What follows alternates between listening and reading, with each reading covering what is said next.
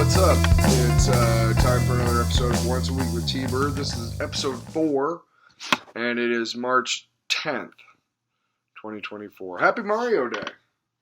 I just retweeted something about a guy named Mario. Can't remember. Sorry. Just wanted to say thanks for all your support. I really appreciate it. And thank you for coming every week and checking this out. I shaved. I don't like it. I hate it. I kind of started chopping it down to just a mustache, and I got like a goatee, and I was like, that's cool. And then I realized I had this like funky like 90s white dude chin shit going on. Like, it's just awful, right? It's just, look, I can braid it. Fuck off, man. Just, you know, and I was that guy in the 90s. Like, I had the Layton Staley, you know, who should have been the only person allowed to pull that off. But I had that grossness. It's gross. It's just, what is that, you know? It wasn't that long, but I started chopping it off, and I kind of fucked it up, so I said just screw it and just shaved it all off. But I hate the way my face looks without facial hair. It just, I can't stand it. It just drives me up the fucking wall. So, it'll grow back, you know, whatever, no biggie. I also wear a different hoodie, so you could see that I wear different clothes, other than that blue hoodie that I use. I wear hoodies a lot. I think hoodies are vastly underrated as a clothing item. So there's my me expounding on hoodies. Woo, hoodies! Woo! Lately, I've been struggling with depression and anxiety. I think I say this every week, so I don't want to get too far into it, but a lot of people do. And I think one of the things I go through therapy about, and one of the things that I am kind of learning about and kind of figuring out is that, you know, when you are really in the depths of depression and anxiety, it's easy to feel like you're the only person who feels that way. Nobody else feels the way I do. No, I'm the only one who feels deep like this. But it's true. You are not the only person. And when you isolate yourself, that's what your depression and anxiety wants you to do, and you isolate yourself. And I tend to do that sometimes. Like, you know, I'll be on social media is the worst too. Like, it is such a small. It should be such a small part of our lives, but it is such a huge part of our lives. And I took Facebook off my phone. I don't have Instagram on there anymore. I don't have Twitter. I do it all on the Chrome browser. You know, I just don't have those apps on my phone with the notifications and shit. And I do feel like I'm a better person for it. I feel better about stuff a lot more often. And, you know, when you the problem right now is that in this world, to get where I want to go, I have to use social media. And so I am constantly checking on like how big my audience is growing, how many followers do I have, how many likes do I have, how many streams, all this crap. And it's just like, if it was just based on talent alone, fuck, I'd be ruling the world, dude. I truly believe that. And then there's sometimes I feel kind of like you know, I'm in this community, and I think I have kind of made a name for myself a little bit. People kind of recognize, or starting to recognize who I am, and I'm grateful for that. But I also still feel kind of like that I'm just still on the outside looking in, you know, that I'm not quite a full-fledged member of the group. And that's my depression and anxiety just trying to get me to quit, you know. I ordered 5 bags of strawberry cream coffee online. I'm drinking it right now. It's the best fucking coffee ever. The point is, you see a lot of tweets about, like, don't measure your success by others, you know, metrics or whatever. And honestly, metrics, such an overused word. But it's the truth. Don't be looking at somebody and going, like, you know, occasionally you'll see a tweet from somebody like, I just don't feel like anybody cares. And they have, like, 1,000 followers. And you're like, shut the fuck up. You're getting away from negative tweeting and stuff. But I feel like the best thing sometimes is to talk that shit out, you know? And I don't know. I don't do the things that I do, and I'm not the person I am for reciprocity or for reciprocation. I don't do those things. But I do got to be honest. They talk about, you get back what you put out in the world. And I feel like I put out a lot of positivity, and I don't really get much back. And it's hard for me to stay positive because I'm not getting anything that feeds myself. I'm feeding everybody else, and there's nothing left for me at the end of the day. And that hurts sometimes, like physically hurts. And you deal with it as it comes, right? I mean, you're not. I like to say you can't lay down and die. I mean, you can, but it takes forever, and eventually you're gonna have to get up and go pee. You're not gonna pee on the floor. It's weird, lay in your own piss, and then you're already up, peeing. You might as well have a cigarette and a beer while you're up. That's the way I felt when I attempted to lay down and die once upon a time. That's what happened to me. It was like, wait a second, I have to pee. And, yeah. I'm not going to pee my pants and lay in my own piss. Like a vagrant. Crossing off my list of things that I'm talking about. The music right now. Music is kind of tied to the anxiety and depression. All my music is always about, like, my struggles with addiction and mental health. And I feel like there's a lot of people that struggle with those things that have not heard my stuff or are not paying attention or whatever. But I'm hoping to get that out there. I don't really care about money.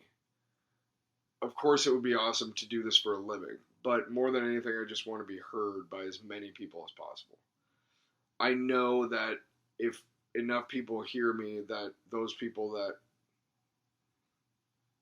would be fans of mine, you know what I mean? I just don't think it's getting out there enough. And that's on me. But I've been toying a lot with the idea of like making this album, these two albums or these two releases in the fall or in the summer.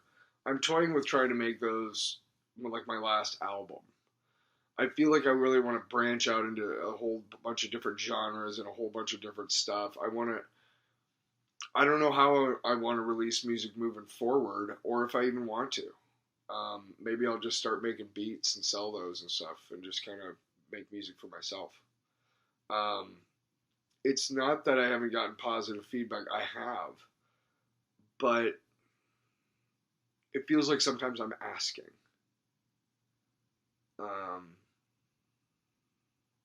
But I'm at that stage where you have to. You have to ask everybody, like, hey, will you listen to my... It's so... I hate asking people to listen to my music. Hey, man, you checked out my music? Yes. Oh, sorry, I didn't know if I had asked you before, because my brain's shot. But the other thing, too, I haven't really worked on music in, like, weeks. I've toyed with shit. I've played around with shit. I think it's impossible not to get on the DAW at least once a day and fuck around, but I haven't really... my albums are out in 4 months. April, May, June, July. Because, well, okay, give yourself March, because, well, it's March 10th. Give yourself 5 months, but still. I have 12 or 13 songs to make album versions of. And that doesn't include Testify, which is already done. The From the Machine, the EP is pretty much done. I just have to finish vocals, which I haven't done that in a while. I feel like I'm at a crossroads a lot in my life. Not just now, but a lot.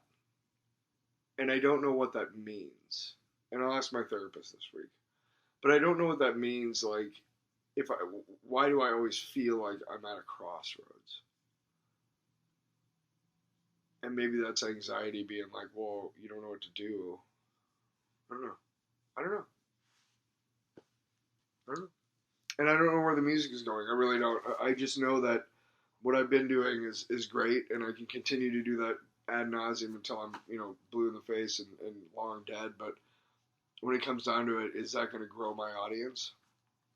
I can make other music. and be just as satisfied. So why not try something different, you know? This week is going to be a little bit shorter. I do have some things to do today. Again, life got away from me. Whatever. Like you care. Just kidding. I know you care. You're here listening. You're talking.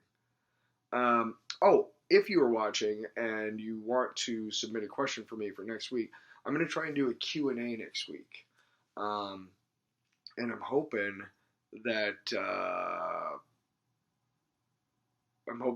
to just do questions from people and just answer. Nothing's off limits. So if you have a question for me, either DM me or shoot me a Twitter or tweet or comment on this video and tell all your friends to subscribe.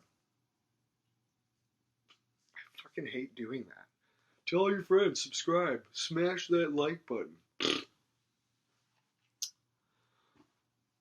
More positive news. More positive. Because it's been kind of negative till now. Didn't I talk about how I spread a lot of positivity in this world earlier in this video? Douche. I am volunteering for my friend Melissa Vine's campaign, and she's awesome. She's just an incredible human being. I love how she talks about her story, like, and I wanted to get my law degree, so now I got my law degree. Like, it's just matter of fact, which gives me inspiration to try and do different things because, stuff's out there. You just have to go and get it, and if you're just kind of waiting around, which leads a lot to the stuff I was talking about at the beginning, but that's neither here nor there. We're talking about Melissa now. Now, Melissa,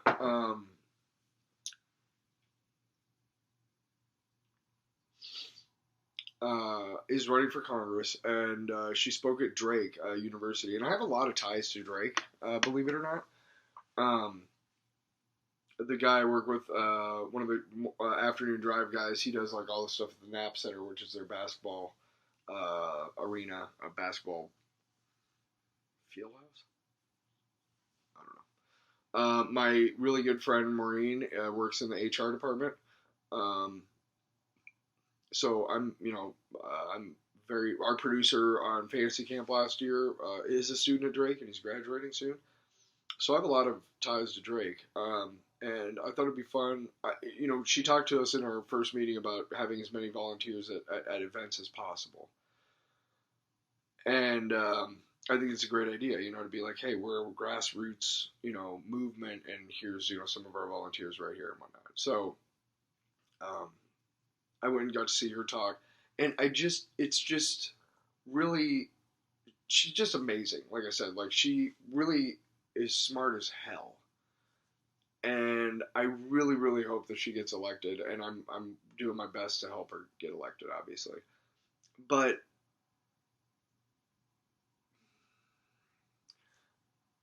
I don't want to equate the two because I know a lot of people will be like, whoa, pump the brakes. And also, I'm not trying to make that distinction. So when I make this analogy, please don't focus on the two people I'm talking about. Focus on the feeling. Okay? Back in 2004, I believe, Barack Obama spoke at the DNC, at the Democratic National Convention, and he was, I believe, still just a state senator from Illinois, but rising up, rising through the ranks. I think I'd heard of him maybe, but I'd never seen him speak or anything like that. And generally, when politicians speak, I am more than a little jaded and more than a little, all right, what kind of bullshit you're going to come out of your mouth now? But that was the first time in a long time, if ever, I literally got, the speech was done, and I was just grinning from ear to ear, like, just with hope, and just, somebody cares, It just felt really, really good. I had this uncontrollable smile on my face. You have those sometimes when you're just, like, so overjoyed, and just so inspired, and so, like, wow, hopeful. And the other night at Drake, that's how I felt. Like watching Melissa talk. Everything she was saying, and you believe in what she's saying because she believes it. and I'm just really, really super humbled and honored that she asked me to be a part of the volunteering for the campaign. So I'm going to do my best to do what I can and get her elected. So cool. So I will be, I'll post stuff on Twitter and whatnot about how to get involved with her campaign on a volunteer level or whatever. But I really want to make sure that everybody I know does their part. Obviously, living in the state of Iowa, of course. But yeah, that's. I'll give you updates to that. We got the primary in June or July, and then the election itself is in November. So I'll be updating you every week about that. I should have some sort of update once a week with T-Bird. Well, we're winding down.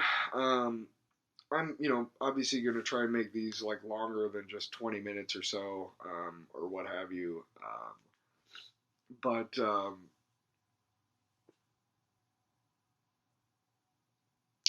I need to get to a place where I'm making. I need to be able to. I need to be able to just sit down and not just do stream of consciousness with a couple of bullet points.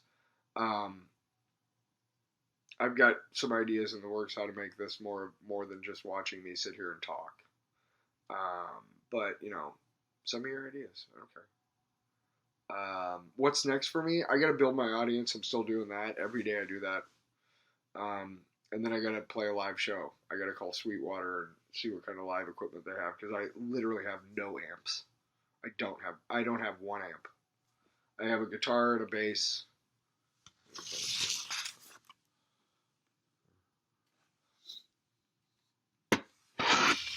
But I don't have an amp. So if I wanted to audition a drummer, it would be like, can you play really quietly while I play this acoustic? That's not going to work. I'll just have to scream the vocals because I don't know if you've never been around live drums. They are fucking loud. They're fucking loud. They are super loud. I have been okay. I once had an amp. It was a 20-watt amp, and it was not very big. But I mean, to me, you would never go past like 3 or 4, even if you're jamming. Because like, why? It's super fucking loud. 3 or 4 is just like, gah. But you would be like with a drummer, and you don't have a PA or anything. You don't have a public address system, which is really helpful when you're playing with a drummer.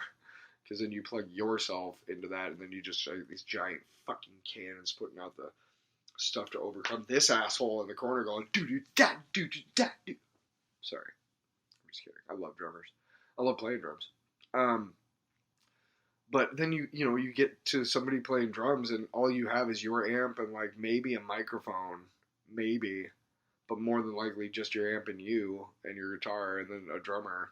And like you have to crank that shit all the way, which sucks because when you crank your amp all the way, especially if you have distortion on it, you're kind of screwed. It's just and like fuck off, god damn it. So I got to get some sort of amp. I'll have to call Sweetwater, and I'm also toying with the idea, and I've actually had this idea for a while. I want to like take my until I can start doing like actual live shows. I want to take like the timelines of my songs and like silence like either the guitar or the bass and the vocals or one vocal line if there's harmonies, and then play that live, like sing the one vocal part if there's harmonies, and either the bass or the guitar live and record that and put that on YouTube. I did do a couple of acoustics way back, songs, and I'm toying with doing that again too. I just kind of want. I think the next step is showing people that I can perform these songs live. They're not just recordings. I can do this stuff live as well, and I know I can because I've done it once in a while. But every couple weeks, I'll plug in everything, and then I'll mute the guitar or the bass on a song, and then just play 4 or 5 of my songs just to make sure I still remember how to play them. because I don't write music. I don't read music. So, wow, we're at the 20-minute mark. Sweet. This has actually been the longest one ever, surprisingly. I'm gonna go. I'm gonna go hang out with my buddy. And today's Sunday, so I got jack shit to do. Yeah. Again, subscribe and tell all your friends, and I hope to see you on Twitter. And have a great day. And I will see you in a week. And hopefully, I will have a bunch of questions from you.